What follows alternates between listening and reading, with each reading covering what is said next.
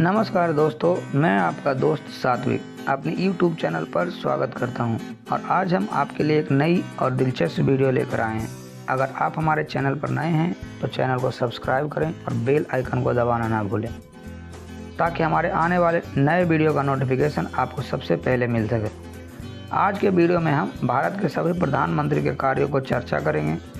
आशा है कि आपको यह वीडियो पसंद आएगा। तो चलिए शुरू करते हैं। पंडित जवाहरलाल नेहरू। पंडित जवाहरलाल नेहरू भारत के पहले प्रधानमंत्री थे जिन्होंने 15 अगस्त 1947 से 27 मई 1964 तक इस पद पर कार्य किया। उनका कार्यकाल लगभग 17 वर्षों तक चला, जो कि भारतीय इतिहास में अब तक का सबसे लंबा कार्यकाल है। नेहरू के कार्यकाल में भारत ने कई चुनौतियों का सामना किया, जैसे कि पाकिस्तान के साथ युद्ध, चीन के साथ सीमा विवाद और आंतरिक अस्थिरता, लेकिन उन्होंने अपनी नीतियों और दृष्टिकोण से भारत को एक मजबूत और स्थिर देश बनाने में महत्वपूर्ण भूमिका निभाई।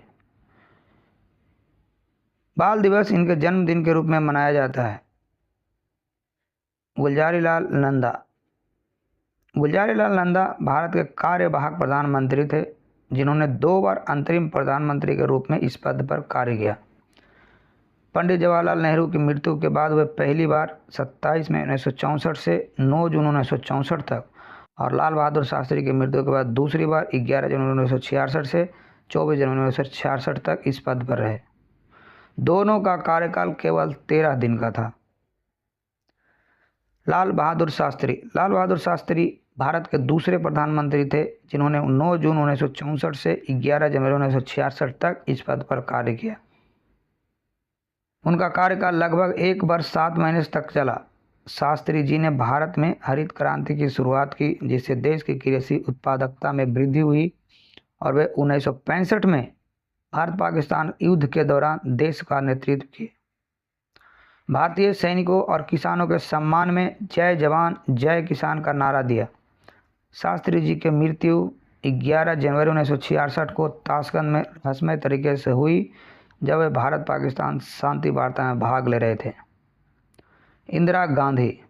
इंदिरा गांधी भारत की पहली महिला प्रधानमंत्री थी जिन्होंने 1966 से 1977 तक और फिर 1980 से 1984 तक इस पद पर कार्य किया। उनका कार्यकाल लगभग 15 वर्षों तक चला। इंदिरा गांधी ने गरीबी हटाओ का नारा दिया।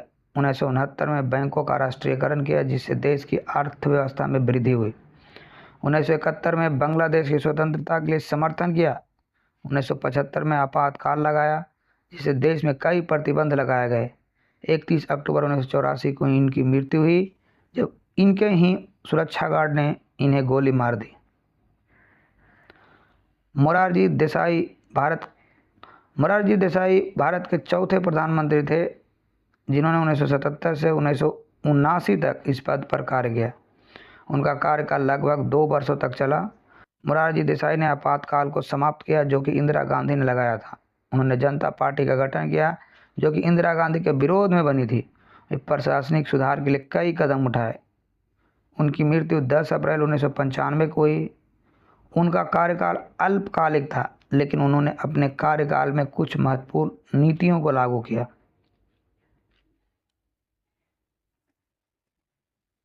चौधरी चरण सिंह। चौधरी चरण सिंह भारत के 5वें प्रधानमंत्री थे जिन्होंने 1979 से 1980 तक इस पद पर कार्य किया। उनका कार्यकाल लगभग 1 वर्ष तक चला। उन्होंने किसानों के लिए कई योजनाएं शुरू की, जैसे कि किसानों के लिए ऋण और अन्य सुविधाएं।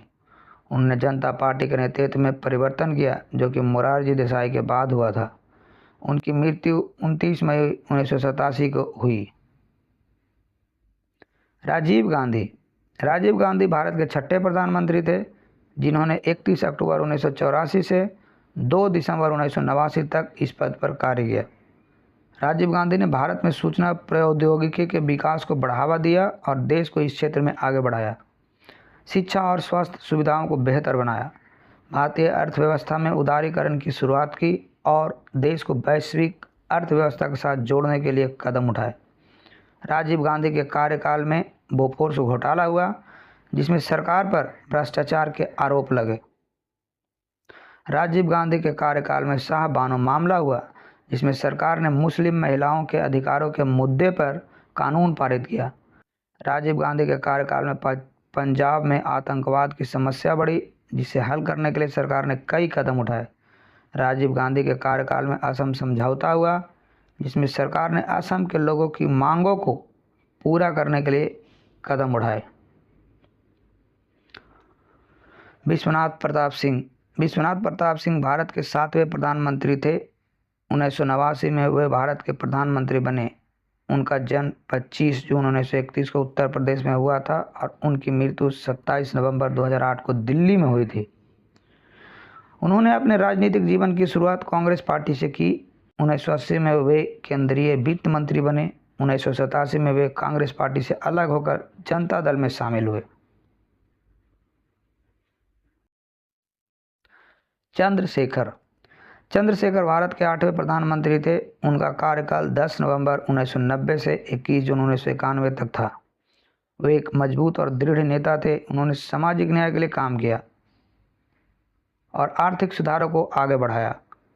उन्होंने भ्रष्टाचार के खिलाफ लड़ाई लड़ी और विदेश नीति में भी सुधार किया। पीवी नरसिम्हा राव भारत के 9वें प्रधानमंत्री थे। उनका कार्यकाल 21 जून 1991 से 16 मई 1996 तक था। पीवी नरसिम्हा राव का जन्म 28 जून 1921 को आंध्र प्रदेश में हुआ था। उनके पिता का नाम पीवी रंगैया और माता का नाम रुक्मणी अम्मा था। उन्होंने अपने राजनीतिक जीवन की शुरुआत कांग्रेस पार्टी से की। 1962 में वे आंध्र प्रदेश के मुख्यमंत्री बने।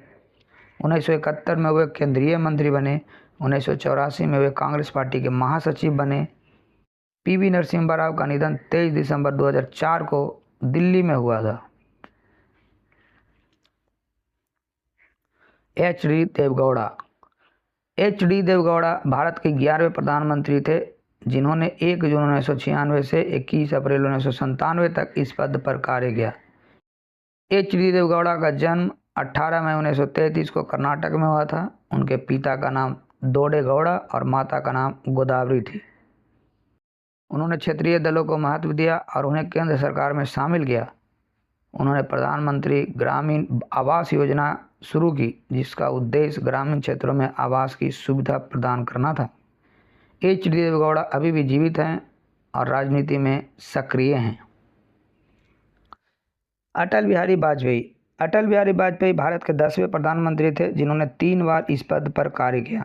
16 मई 1996 से 1 जून 1996 जो 13 दिन का कार्यकाल था। 19 मार्च 1998 से 22 मई 2004 जो 6 साल का कार्यकाल था। वे रक्षा नीति में सुधार किए और भारत की रक्षा क्षमताओं को मजबूत बनाए। उन्होंने सड़क विकास पर जोर दिया और कई महत्वपूर्ण सड़क परियोजनाओं को शुरू किया। सूचना प्रौद्योगिकी को बढ़ावा दिया और भारत को एक IT हब बनाने के लिए काम किया। उन्होंने 1998 में परमाणु परीक्षण किए, जिससे भारत एक परमाणु शक्ति बन गया। उन्होंने 1999 में कारगिल युद्ध का सफलतापूर्वक नेतृत्व किया।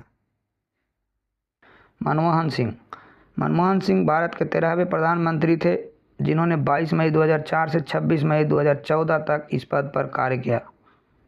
उन्होंने अमेरिका के साथ नाभिकीय समझौता किया, जिससे भारत को नाभिकीय ऊर्जा के क्षेत्र में मदद मिली। सर्व शिक्षा अभियान और राष्ट्रीय स्वास्थ्य मिशन की शुरुआत इन्होंने ही कराई।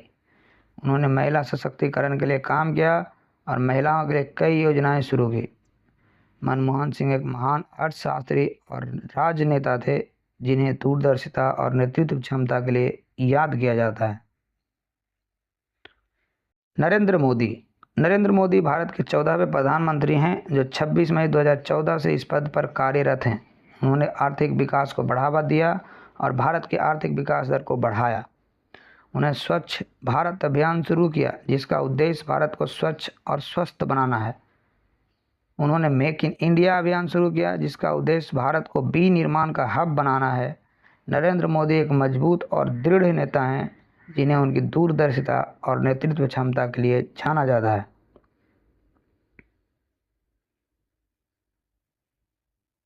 उन्होंने डिजिटल इंडिया अभियान शुरू किया, जिसका उद्देश्य भारत को डिजिटल रूप से सशक्त बनाना है।